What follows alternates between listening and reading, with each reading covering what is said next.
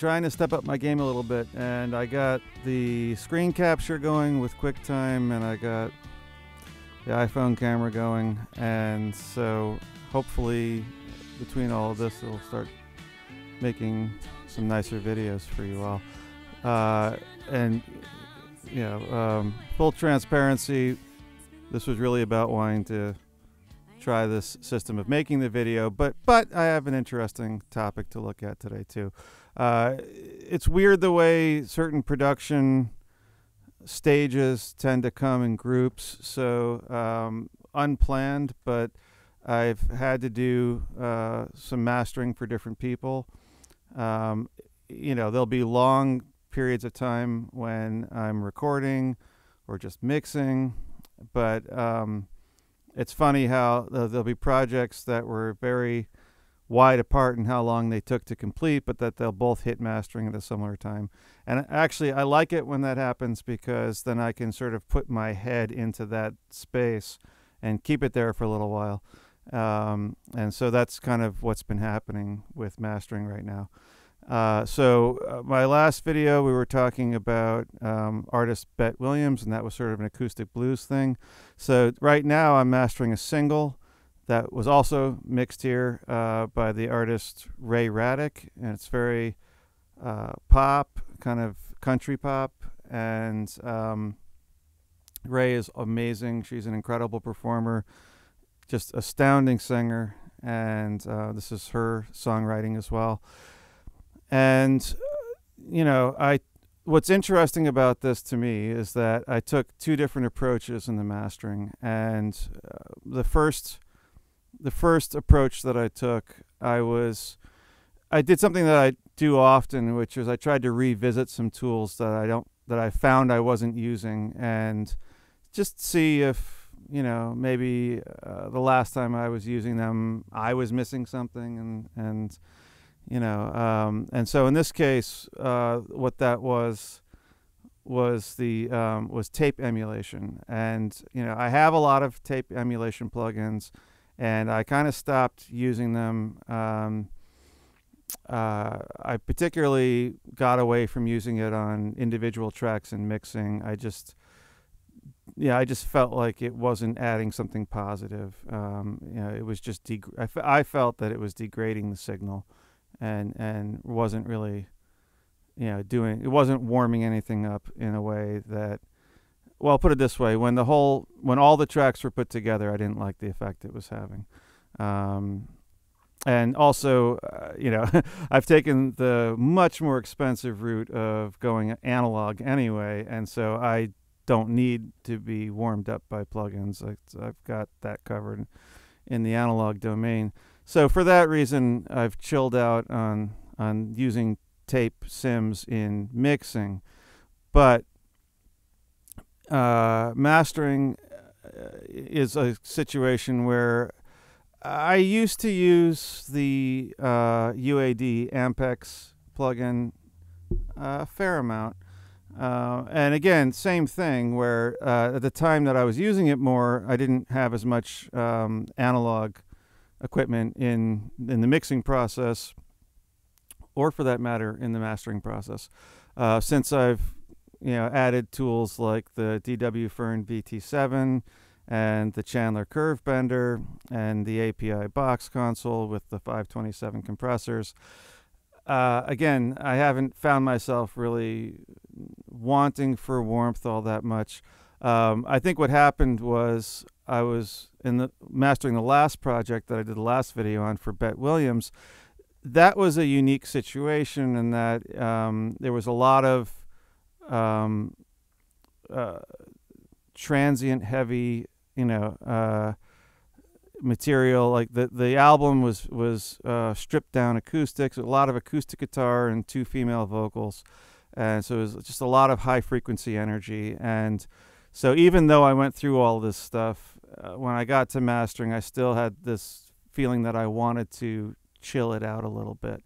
And then what also happened was Wavelab started booting in Apple Silicon mode automatically.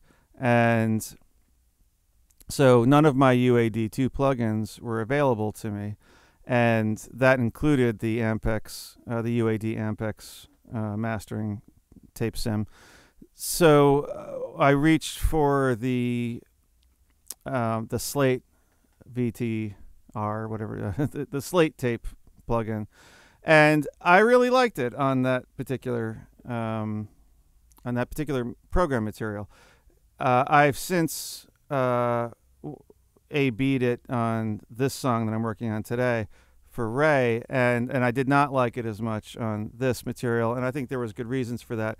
I found that the Slate did more on the low end, and it was darker on the top end, which was perfect for that album, for the Acoustic Blues album, not so much for most of the other work that I'm doing.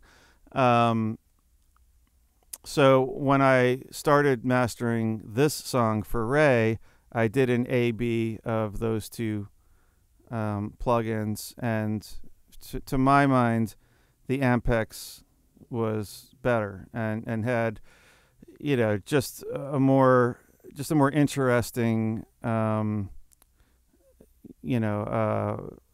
distortion, tape distortion, and the mid and high frequencies, and it was, I found it to be a little clearer on the bottom end, which was not a problem on the Acoustic Blues album because there just wasn't that much down there to muddy up in the first place. There was no bass guitar, there were no drums. So so I just think it was a unique situation that the Slate worked well on that.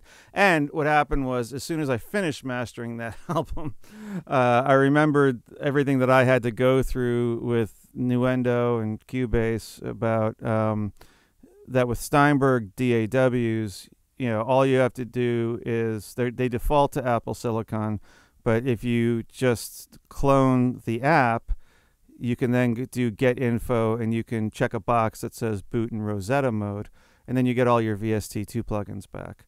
So, I could have gone back and swapped something out, but I actually think that the Slate was the right tool for that album.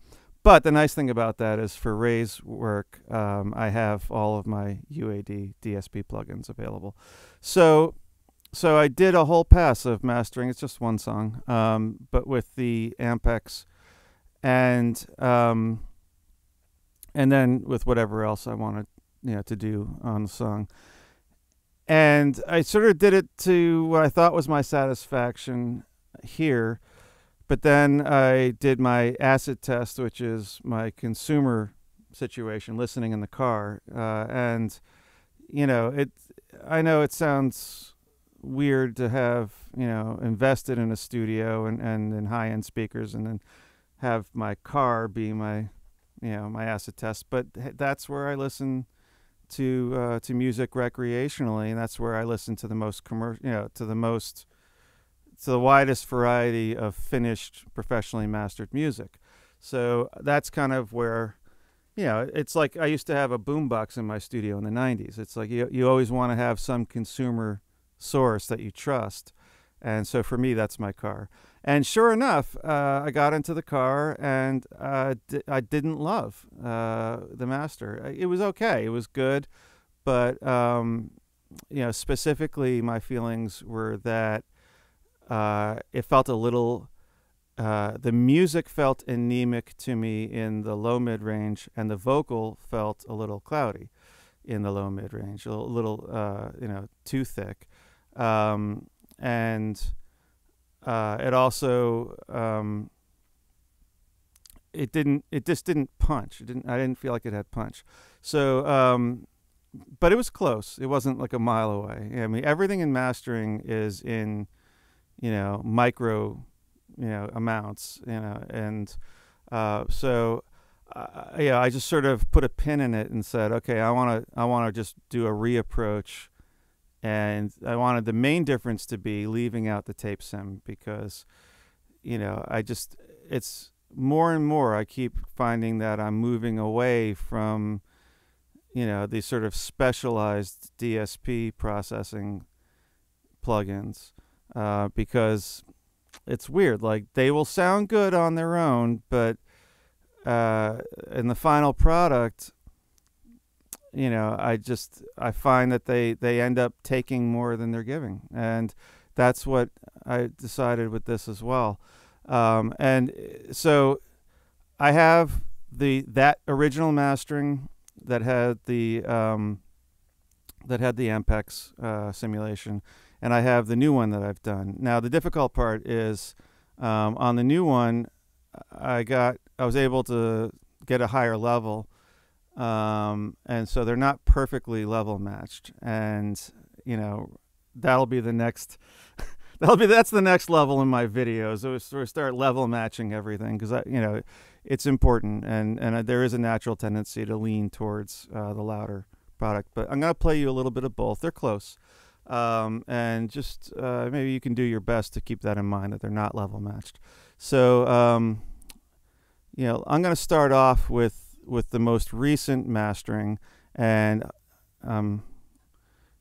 just to go over quickly, so in this pass, I used a multiband compressor, which I did in the other one too, but on the other one I used it, I had all the bands. Sorry, let me put this on the screen that we're capturing. I was using, you know, something on the entire bandwidth. Oops, little clips. On this one, I'm only using it on the low end, and this is just to get, you know, that it's a pop song, just to get the low end to punch a little more, and be a little bigger here, and try to, there's a little dip here, try to clear up the mids, you know. Yeah, maybe you can see it's going from about 200 to about 450 there, so where there's a tiny little dip. So just trying, you know, more punch, a little more clarity. Now this is so this is funny. This is a plugin that I was using for this purpose all the time. This is the UAD Precision Maximizer. So it's a bottom-up compressor. It does not squish down. And what I'm doing with this is, you can see here, or maybe you can't, I don't know. There's a little S here. So one of the awesome things that Wavelab lets you do is, on any plugin, whether it's on the clip, the track, or the output, or, you know, you can assign it to any part. Whoops, we got a whole bug. And you can assign it to any part of the you know, the stereo spectrum. You can do stereo, mid, side, left, right, mid, or side.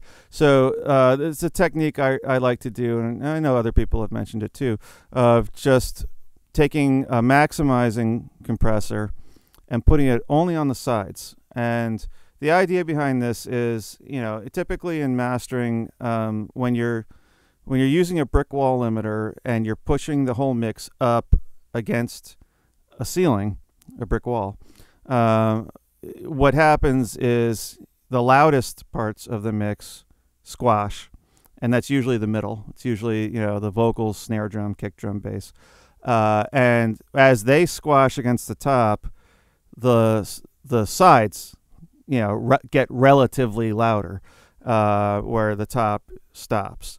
And so the net effect of it all is louder sides, and that tends to be reverbs, guitars, cymbals, all the things you would put on the sides, which you know, like to describe in words what that is more atmosphere usually, and more dimension, and that's usually, that effect is usually very pleasing. And what can happen is people sort of get hypnotized by how good that sounds, and how it sounds bigger and wider because you're pushing up the sides, and they don't notice the damage that's being done in the middle as much. Or even, like, if it's not, if the vocal's not consistent, they may even think they like the compression in the middle, but it's really not. You know, that smashing up against the top is, you know, not usually what you want. Put it this way, there's better ways to do it. So what this effect is doing is giving you everything you love about those sides coming up, with none of the price to pay in the middle.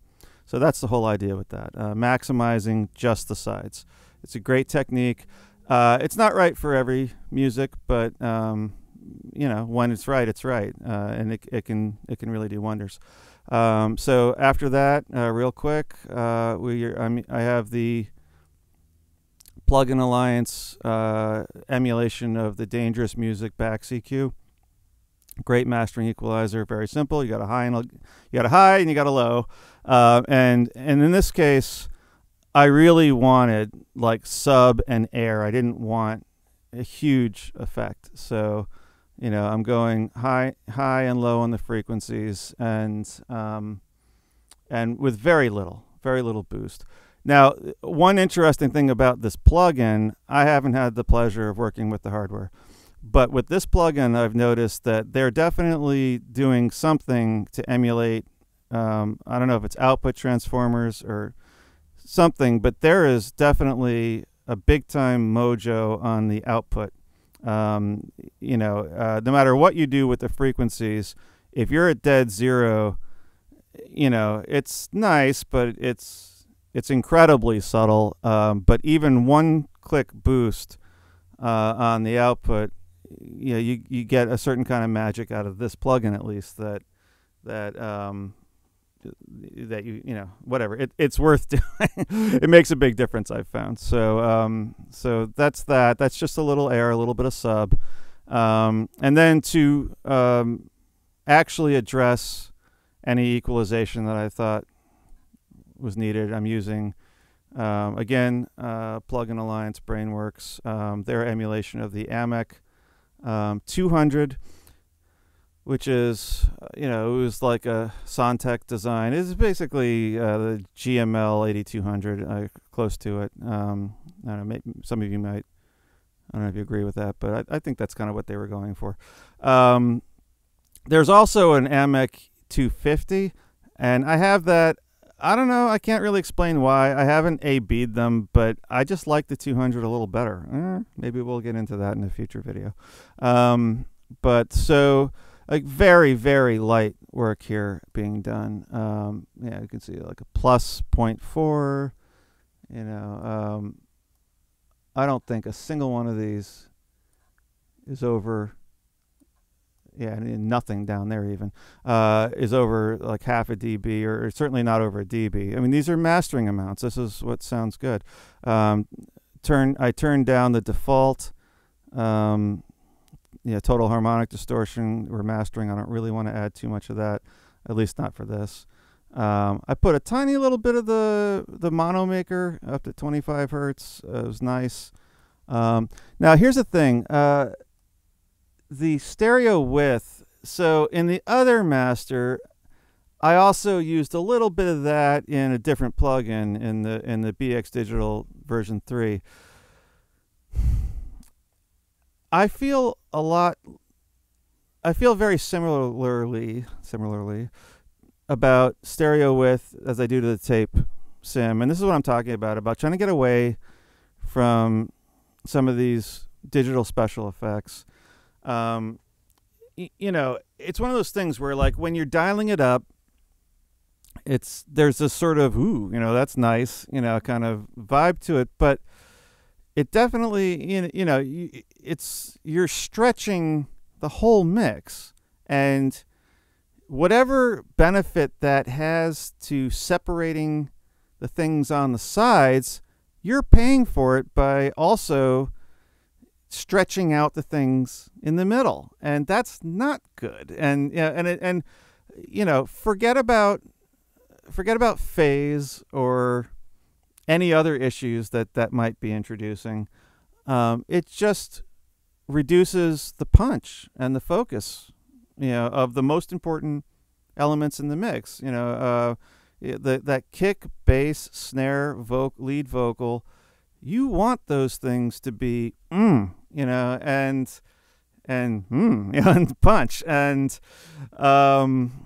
so on this mastering, I didn't get into that. And I honestly, I think too much is made about stereo widening. It seems to be popping up everywhere. Like SSL is putting it in their analog consoles, and just you know, I mean, the pans go 100% left, 100% right. You know, it's really more about, you know, this is something I think you can do in the mix, and you can, you know, use reverbs creatively. You know, there's no hard and fast rules. There's definitely going to be situations where it helps, but in a case like this, where you've got, you know, a rhythmic pop song, I feel like the price you pay is too high. So, all right, let's take some listening. Now, I've noticed that this new system, that I've got everything down by like 4 dB so that there's a clear conversion in the video of, you know, so the audio is clear. But my voice can't get anywhere near the level of the music, so it's easier if I just don't talk when the music's playing. All right, so here's the most recent mastering, which I just went through all that processing on. And the only thing I didn't mention was that there's also the BX True Peak brick wall limiter, but we'll take a look at it. It's not hitting it very hard. So, all right, here we go.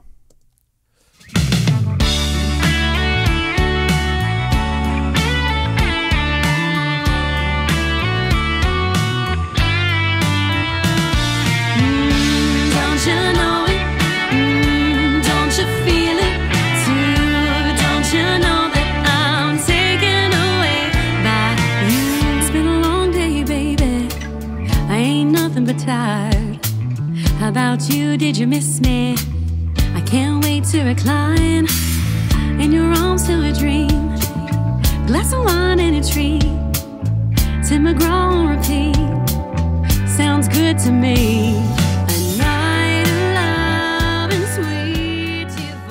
Okay, so that's the most recent, and we'll go and we'll take a quick look at the plugins on the other mix. But let me A/B them for you. So what I'm going to do is I'm going to play up to the first verse again on this version, and then I'm going to just switch to the other version, which had the tape sim on it.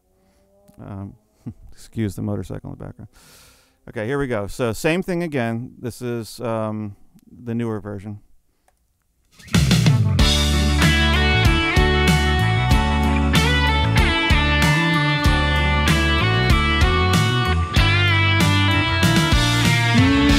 Don't you know it? Don't you feel it too? Don't you know that I'm taken away by you? It's been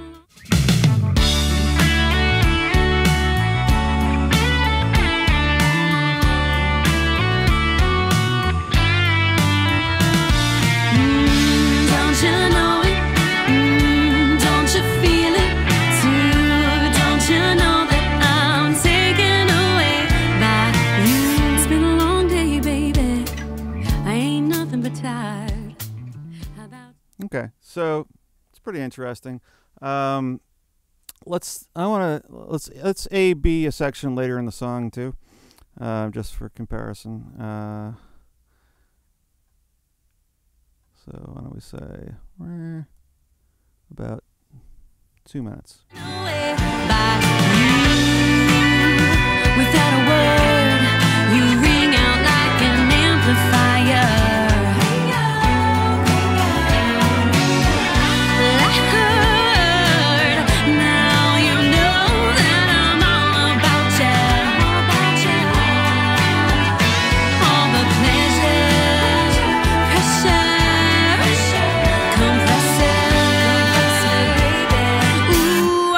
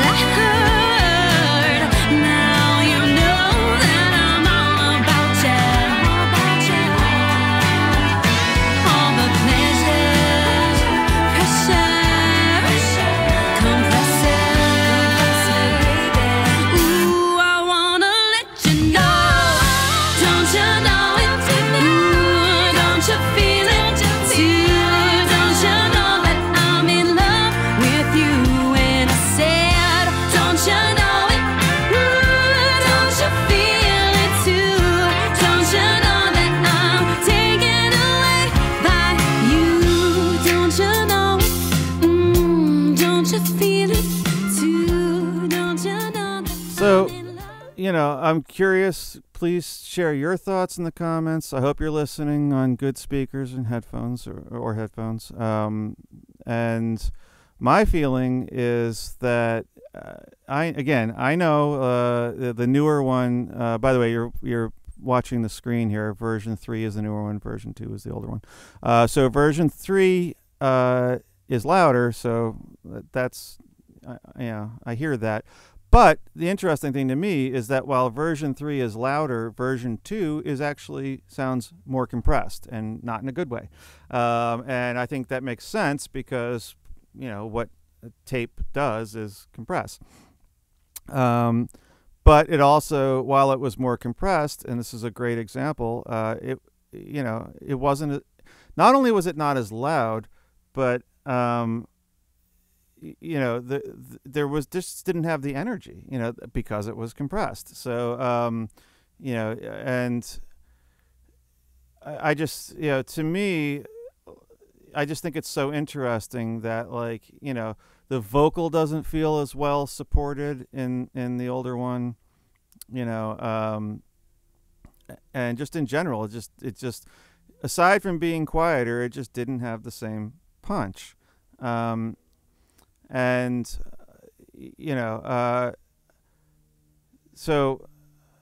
again, I'm curious to have people share their thoughts. Let's quickly take a look, just because we're here and we're talking about it.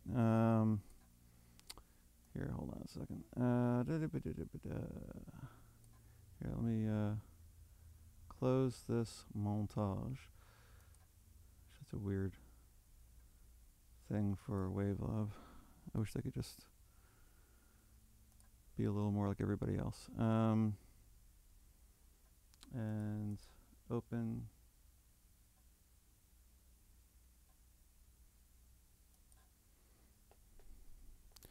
And okay, so here was the plugins that we had for the old mix for version 2. So we had, so everything's over there. We had the UAD, Ampex, and I could go on for another hour about the settings with this, but I was very deliberate about input-output settings and biasing and the EQ and whatnot. So again, I didn't have access, or I thought I didn't have access to my VST2 plugins, so I didn't have access to that precision maximizer from UAD.